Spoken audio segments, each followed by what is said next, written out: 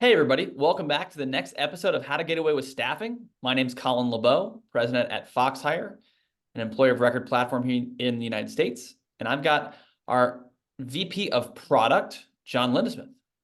Hey, John, what's up, man? Nice to be here. I'm excited about the topic today, so I'm ready to go. Yeah, me too. Yeah, and we're going to talk about when to pitch contract staffing instead of direct hire. So this is for all of our recruiting professionals out there who work a full desk, as they say, or are looking to start offering contract staffing for the first time and need a little bit of direction as to when should I bring this up with my clients that are sort of just used to direct hire services. So I'm super excited to talk about it because I think when people talk about recruiting, a lot of times, especially if they're getting into for the first time, or if they've only lived in the direct hire world, people feel very uncertain as to how contract staffing works, when the right time is, what are the breadcrumbs they should listen to on a sales call to know that there's a need on the contract staffing side or a solution in contract staffing that they could deliver to a client in need. So I'm really excited to get to talk about it. I guess first question is, John, why does everybody love direct hire so much? The big checks, that's what I hear the most. It's you get the big percentage of their first year salary. It's, a big influx of cash quickly. Um, and I think that, a lot of times it's people think that it's easier to sell as well. Because it's like something that they're familiar with, and it's pretty straightforward as to like what you're trying to do with getting that direct hire placement. And that's part of what we're going to stress here is that a lot of people think that there's this huge difference between offering direct versus contract, and that they have to like find some silver bullet of selling contract to their clients. And there's not really that many differences between the two that you really have to know anything about. So being able to add both to your repertoire is something that is like we stress a lot to our recruiters that we do business with, and I think something that I want to stress on this podcast and probably multiple times as well. So anyway, to get back to your original question, the big checks, um, definitely one of the main things that I think are very appealing for direct hire. Do you have any other examples that you have that you think of when it comes to direct hire? Yeah, I mean, nobody's going to say no to a $20, $30, $40,000 check, right? Like, perfect, found your person, give me the money, great. Walk away, good to go, right? So totally understand the appeal of that. And direct hire is going to continue to be a service that people use recruiters for. And to your point, contract staffing is the same thing for the most part on the front office side. Find great people for jobs. Like, that's it. Find people that want jobs and make sure that your client wants them too. That's pretty much contract staffing as well, except, some people are more in favor of the direct hire side of the equation because there are less post-sale challenges, right? You find somebody on their direct hire side and client takes them, you're done. You send an invoice, you get paid, hopefully you get paid on time. And then, that's it, right? Whereas with contract staffing, there's the continuous timesheet, payroll, invoice process that needs to take place. And I think that scares a lot of people away, but good news is there are solutions out there that can help you do that pretty simply now. Like, technology has made that way easier than it was even 10 years ago, even 5 years ago. So it's not as big of a deal now, but I think that's the other thing is people just don't really know how to get set up as an employer and don't want to do that like post-sale stuff. Yep. That's when it's important to partner with a back office who can help you do those things. And it allows you to focus on the selling aspect of things. So then you're just like, all I have to do is sell contract or direct hire. And you can become like that one-stop shop for your clients in that case. So Yeah. No, yeah, exactly. And I think having both is really where you want to be at, right? Like, you should certainly sell direct hire services. Like, that's a no-brainer. You should definitely have that. But having the contract staffing side of the equation also in your repertoire really makes your business more sustainable, makes you more formidable as a competitor to other people that are in your market, makes you more valuable to your clients. You can deliver multiple services, all of those things. So it's really just about preparing yourself to do that. And part of that is knowing when to bring it up. right? Like when should I, let's say I got prepared, right? I got ready to offer contract staffing.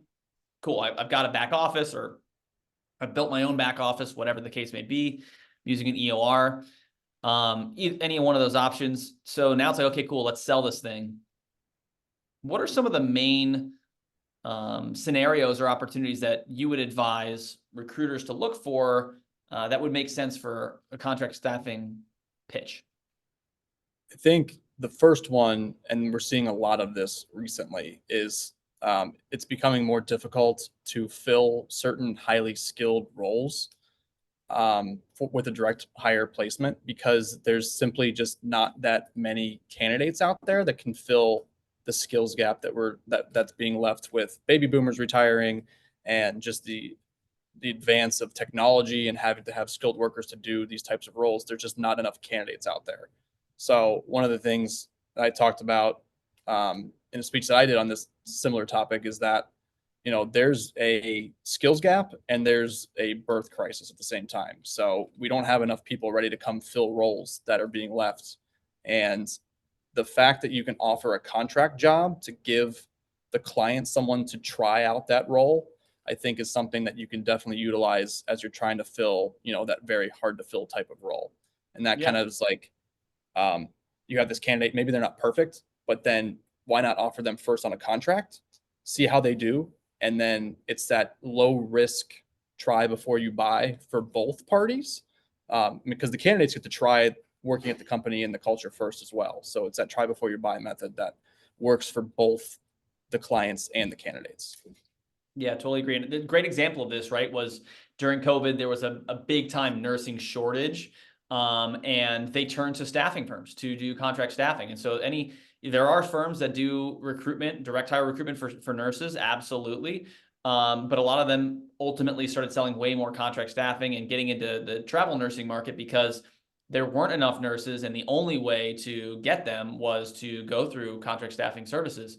And that drove up the bill rates, that drove up the pay rates, all of those things. But that's coming back down now. But in other markets, there are shortages that need to be filled, and contract staffing is stepping up to the plate. Like there's an accountant shortage right now. I don't know if people know that, but there's an accountant shortage. So definitely opportunities there. And just if you think about COVID in that scenario, perfect example of what you're talking about.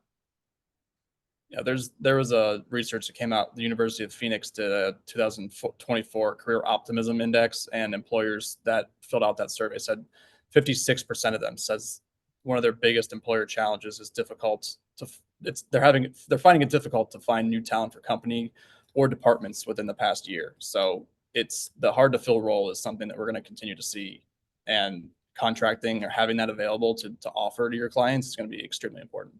Yeah. And I think a lot of that is also changing in work, right? Like people don't necessarily want to be company men or women any longer, right? They're interested in flexible gig type work, and contract staffing is that. It's just another new term for contract work, contract engagement. So that also drives people away from that long-term employment model, that direct hire model. I think that's just while you're on that topic, I think it's a great segue into the fact that 5-10 years ago, using the word contract to your candidates was like a big, like, oh no, I don't want to work on a contract. Like, why would I ever want to do that? And now it's like not a bad term. So it's easy to sell to clients and candidates because people are so familiar with it because of the gig economy. It's like working on a contract at Google is huge. For sure. Working on a contract at Google, if you work on Fiverr or Upwork or any of these other gig platforms, no one has a problem with that anymore. Like that is contract labor. So, and I think it's about roughly 30 to 40% of the workforce now is working some type of contract position or part-time position. So that's just going to continue to rise throughout the next 5 to 10 years. And I think the projection was like over 50% of people are going to have a side gig or work gig / contract work by 2030. So it's going to be easier and easier to market these services. That was the hardest part for me. Like when I was working with customers that were recruiters and trying to sell them as to like why you should even offer contracting to begin with, it would take me like a whole half-hour meeting to just explain it. Now you don't have to do that anymore, which is great. Yeah, everybody knows. It's so well known. So that's all you have to do is just know how to pitch it, which is slightly different than direct hire, and then you're set. Yep. Yeah, absolutely. And so it sounds like, when there's a hard to fill position, maybe you start with contract instead of direct hire. maybe that's what you say, hey, let's go find some contractors to do this first, and then we can maybe find a long-term solution later, or contract to hire. Either one works. What would be the next scenario that you think comes to mind? Hiring freezes. That's another big one that seems to be in the news right now. There's a couple. I know you can get into a couple of the specifics, but there's some cases where you can get around a hiring freeze while using contracting as an option. It's I know different budgets, but just being able to, if you hear hiring freeze, a lot of people will just stop. But if you can offer contracting, sometimes that will work. Absolutely. Yes. It's all about budgets, right? So you get a hiring freeze mandate from your client, let's just say in Q4. A lot of big companies do a hiring freeze and promotion freeze in Q4 every year. So you're running up against that deadline. That person's trying to get, that hiring manager is trying to get somebody in. You know, they realize, hey, it's a hiring freeze. I can't really move forward on this deal. Sorry. You don't want to lose that candidate. They don't want to lose that candidate. You can tap into a different budget. They might have available budget in their vendor category, whatever that might be in their world. And they can shift this spend to vendor spend.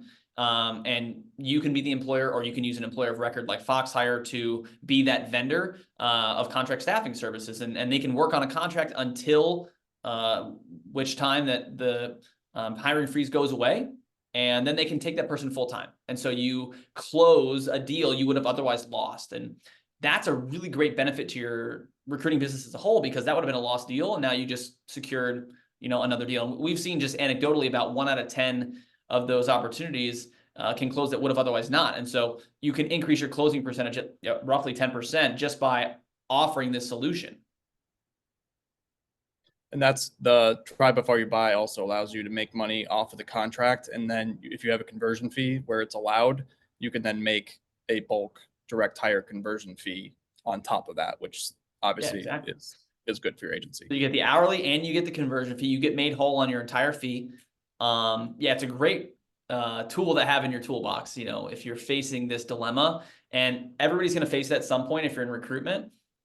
So knowing what to say and how to say it when the moment is there is strong, and being able to support it after the fact. You need to be able to say yes too. Yep. So yeah, that's a great opportunity or reason to offer staffing as well. I think that's one of the most compelling for me in my mind. Any other ones that you can think of? Kind of mentioned a little bit about the try before you buy model. So, you know, if you're hearing that they're not sold on a particular candidate that you feel would be a good fit, but you can't convince them that they have the necessary skills to like fill that hard to fill job, offering that hard to, you know, that try before you buy allows, you know, like I said, the client gets a chance to like test out the candidate that they wouldn't accept at a direct hire and maybe convert them over after the fact. Also gives the candidate an area, like an opportunity to prove themselves that they can do the job as well. So I think that's a good, you know, if they're not sold on a candidate, you can overcome that sometimes by offering that try before you buy model. 100%. It's a great opportunity. So they're waffling on, you know, I really like this candidate, but I'm not sure. You know, this could be that get them over the line, get them in the door, and you know that their skills will sell the rest. Perfect opportunity for that. I would also say one other example might be that might be good is when your client is going through any M&A, so mergers or acquisitions, that could really slow down the hiring process, and they might just get nervous because they don't know what's going to happen after the sale of the company or maybe the acquisition of another company, and stuff slows down at that point. Great opportunity to say, hey, listen, I know it's a little bit uncertain right now. Let's just get this person in the door. We know you need them regardless of this acquisition. Put them on a contract. And once you're more certain about how things are going to progress, then you can bring them on full time. That would be the other scenario that would make sense.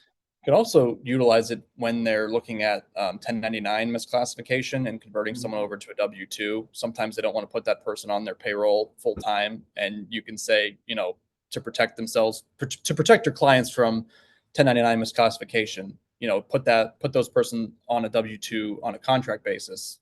And that's a good way to sell it. You get to show that you have some expertise in making sure that they're not going to get any penalties for misclassification, and also, you know, keep that person on W-2 so that you're getting paid off of that hourly wage as well. Yep, absolutely. And there's a lot of benefits around classification, risk mitigation, you know, process improvement, time savings that you could offer your clients by taking on the burden of employing contractors on their behalf. Like that's a big value proposition if you're a recruiting firm or a staffing firm. So, there's certainly a lot of ways to show value to clients when you're pitching this. But I want to start with what are some of the value propositions to a recruiter that may be like, I'm not sure if I want to do contract staffing. What do you think you would highlight there? The big thing that's kind of coming with this day and age right now, because there's so much uncertainty with everything when it comes to the hiring and staffing industry, is just being able to level out those peaks and valleys of direct hire sometimes.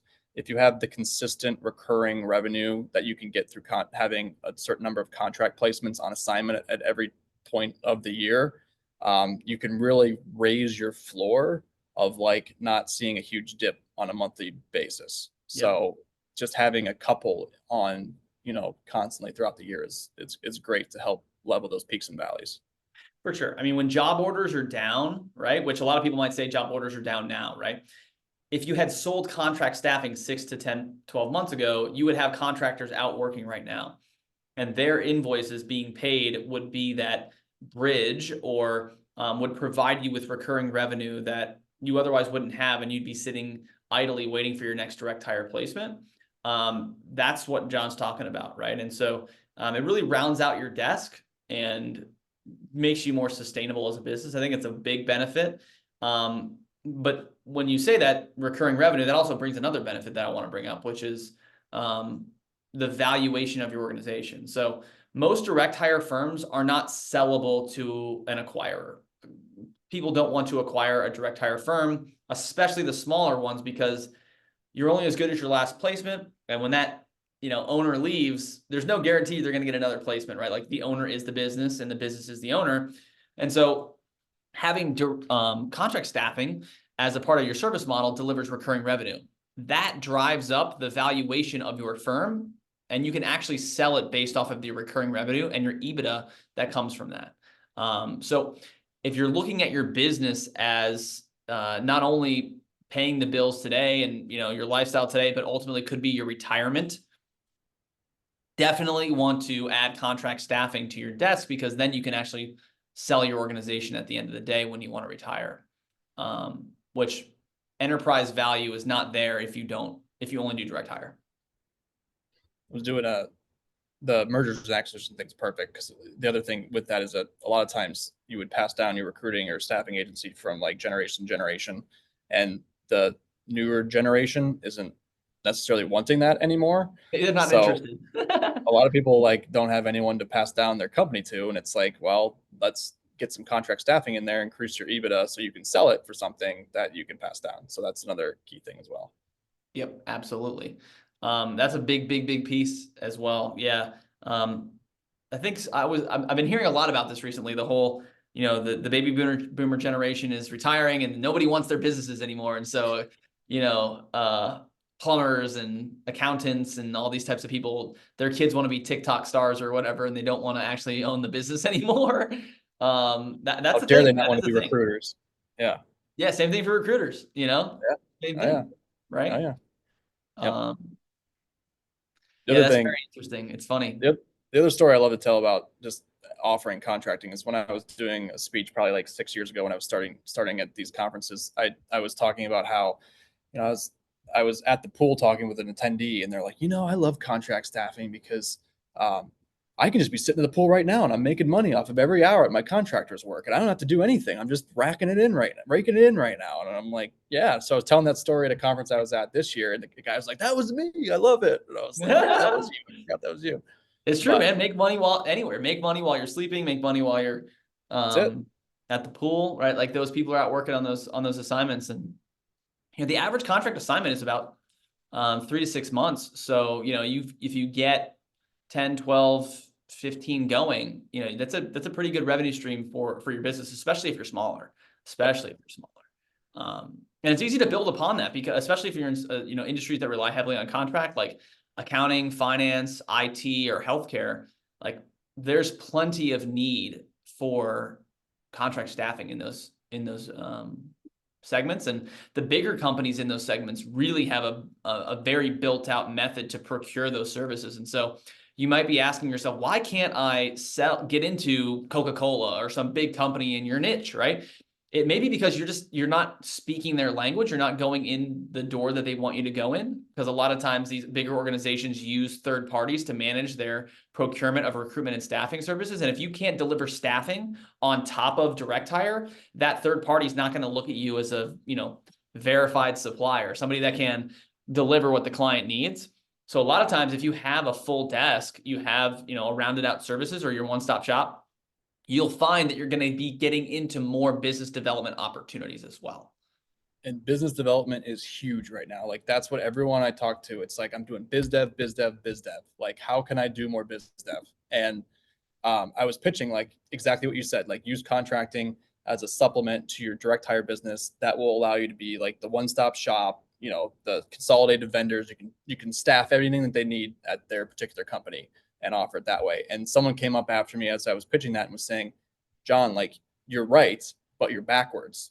She's like, I'm finding so much more value right now pitching contracting for biz dev and then getting the direct hire based off of that. For sure. So if you want biz dev, like contracting could be a way to get in front of HR more directly and help with your biz dev pursuits. Yeah, I mean, and that person's totally right, because contract staffing is way less of a commitment, right? Like if you get in with an organization that's going to do contract staffing for you, it's try before you buy across the board, right? And they do a couple contractors, see how it goes. You do well, you perform well, you get elevated in that supplier list, and you can be trusted to do more and more. And ultimately, you're going to upsell and cross-sell your services.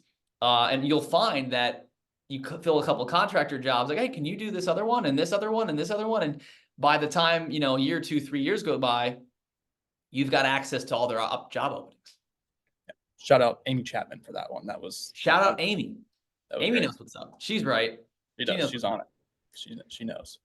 Yeah, and I would also say that in reverse, if you have clients that are already using your services, the number one priority for CEOs of buyers of staffing services in the SIA survey from 2023 was consolidation of vendors, right? And so vendor consolidation was the number one priority for staffing buyers. So therefore, they're trying to weed out people that can't do all the things they want and to limit that scope of suppliers to a smaller group. So if you don't have a one-stop shop or you can't do more things for them, they're just going to sign up with somebody that can do what you do and contracting, right? And so in reverse, it's also helping you retain business, not just find new business. Which is a big deal, especially with the lack of opportunities that are out there right now. The reason why everybody's focused on biz dev is because there are not as many job orders from their current clients, so they're trying to find new clients. And if those clients are also consolidating suppliers, that's going to put you in a really tough spot. You really don't even need to there's not much difference, like we said at the beginning of this, like between you're speaking in bill rates and pay rates and looking at start dates versus the first year salary and stuff like that. So you're talking slightly different terminology, but not really that much. And you don't really even have to know the specifics, like just to offer it and say like, yeah, I do contract, sure, why not? And then if they do want you for contract, then you figure it out, or you come to someone like Colin or us that can help you along the way too. So that's huge, as it's not that hard to offer, and you can start building out your contract business pretty quickly. Yeah. I mean, the biggest thing is just being able to say yes, being willing to say yes and being able to say yes. That's the main thing. If you can do that, then it will only help your organization. It's not going to hurt your organization. So, when you are able to say yes, it's just knowing when to pitch it, what to listen for, what are the pain points that they have, what are the situations. So hopefully some of the scenarios we gave, you'll find valuable and you'll be able to use in your business. If you have any questions about it, please reach out to us. We do this every day. And we've helped many staffing and recruiting professionals find contract staffing opportunities and ultimately close them. So we'd love to help you. Otherwise, we hope you found this a valuable podcast, and we will see you next time. Thanks. Thank you. See you guys.